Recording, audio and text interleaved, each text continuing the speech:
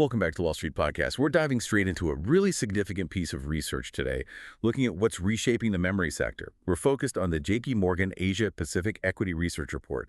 It's titled, Memory Hungry Trend Drive Multi-Year Upcycle.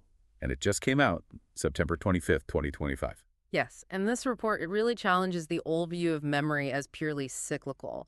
Their core argument is that specialized AI demand, mainly from the big cloud service providers, CSPs, is kicking off a structural boom. They've actually bumped up their memory total addressable market estimates quite a bit, 6 to 24% higher.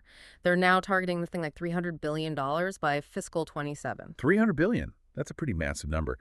Let's break down the components. Starting with DRAM, GPM is forecasting a really long upcycle, 4 years through 2027. Where's the main shift coming from? It's almost entirely driven by high bandwidth memory, HBM. And you have to understand, HBM isn't just, faster memory. It's positioned as the structural fix for that memory wall bottleneck we see in AI compute. They project HBM will make up, get this, 43% of the entire DRAM market value by 2027. 43%. Wow. That fundamentally changes the market dynamics if almost half is premium HBM. It absolutely does. When that much of the market is specialized, high-value product, the cycle behaves differently. And it's not just HBM in isolation, right?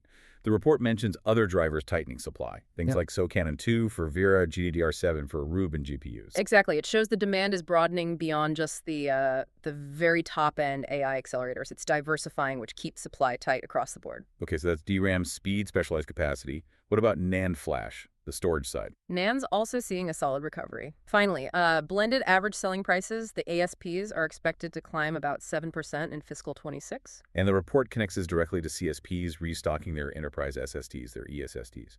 Is there an urgency factor here? Oh, definitely. It's driven by that ongoing shortage in hard disk drives, HDDs. They point out that lead times for nearline HDDs, which is the workhorses for cloud storage, have stretched out, sometimes up to 52 weeks. 52 weeks. A full year. Okay, that explains the aggressive move towards the SSDs then. Right. It basically forces the hyperscalers to shift their spending pretty heavily into enterprise SSDs. Makes sense. Okay, let's move into some deeper questions based on the report. First one, how is HBM pricing expected to behave with all these new generations and capacity increases coming online? Is it volatile? It's a mixed picture, but interesting. The models do predict some price cuts for the current gen HBM3E. Like 3 double-digit cuts expected through the end of 2026. Okay, so some oversupply there, maybe. For that specific older generation, yes. But, and this is key, the overall blended HBM ASP is still forecast to rise 1% in fiscal 26. How does that work if HBM3E prices are falling? Because the next generation HBM4 is expected to be incredibly tight. The supply-demand balance looks so constrained that it commands a massive 35% price premium over HBM3E. And they expect SK Hynix to really dominate HBM4, keeping something like 60% or more of the market share. So that leading-edge premium pulls the average up. Got it. Second question, what about NAND's role? Specifically, as the focus shifts from AI training to AI inference. Right. Inference has different demands. It needs very low latency, very fast data access. And as AI models get bigger and bigger, moving from gigabytes for older models towards potentially tens of terabytes, you need high-speed storage for that data. Yeah. That's where eSSDs, particularly using QLC flash, become really important.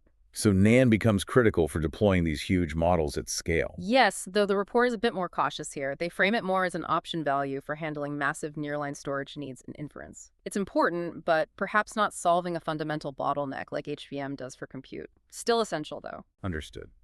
Okay, final area. Capital allocation and stock valuation. This 4-year upcycle sounds great, but how does JPM justify potentially valuing the top 3 memory makers at over $1 trillion combined? That seems high for a sector known for cycles. Well, there are 2 main points to their justification. First, CapEx. It's expected to rise maybe 7–12% in 26 to 27, but crucially, it's going to be heavily skewed towards DRAM expansion. Why? Because the economics of HBM are just that much better. So smart capital allocation focusing on the high margin stuff. What's the second point? The second is about the cycle itself. They believe this structural AI demand actually lifts the trough margins permanently. If the bottom of the cycle is significantly higher than it used to be, then historical valuation multiples might not apply anymore. The whole baseline shifts. A structural re-rating, essentially. Exactly. That's why they remain constructive. They've got overweight ratings on SK Hynix, Samsung, and Micron. SK Hynix seems to be their top pick. And thinking about the broader impact, this isn't just contained within data centers anymore, is it?